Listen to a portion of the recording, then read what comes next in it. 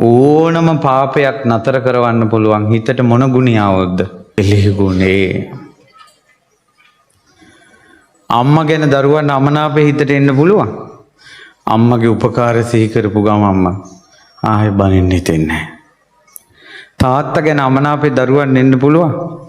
තමන් වෙනුවෙන් කැපවෙච්ච හැටි තාත්තලා හිතන විදිය හිතපු ගමන් හිතේ අමනාපේ නැති වෙනවා. ගෙදර බැඳපු ගෑනු කෙනා ගැන මිනිහට අමනාපේ එන්න පුළුවන්. නමුත් ওই ගෑනු කෙනා නේද වහලිය වගේ තුන් වේල බත් උයුයා රිදි හොදා ළමා ලපටි බලාගෙන ගේ දොර අස්පස් කරගෙන සමිති සමාගම් වලට ගිහිල්ලා ශ්‍රමදාන වලට ගිහිල්ලා මොන දුකක් විඳලා හරි තමන් ඇවිදගෙන එනකොට තේ කෝප්පෙ ටික ළඟට දෙන්න ඊළඟට බත් ටික ළඟට දෙන්න ඉන්න ওই ගෑණි නේද?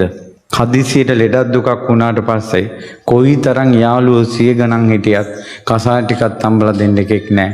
තමන්ගේ නෝන තමයි ළඟ තමන්ව බලන්න.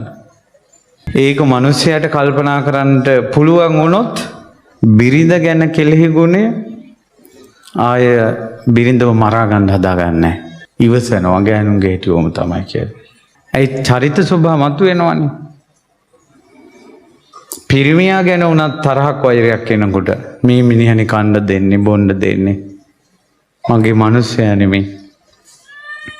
ඕන තරම් ඔය මිනිස්සු ඉවසගෙන ඉන්නේ. අනිතකෝම අපේ මිනිස්සයාට ඔය සුටුස් ගාලා පත්තරේ ලිපට දැම්මා වගේ හූස් ගාලා ඇවිලෙනවා හූස් ගාලා නෙවෙනවා.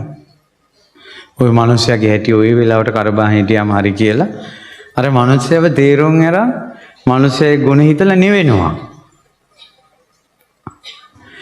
එතකොට ඒකට ඔක්කොටම ඕන කෙලෙහි ගුණ.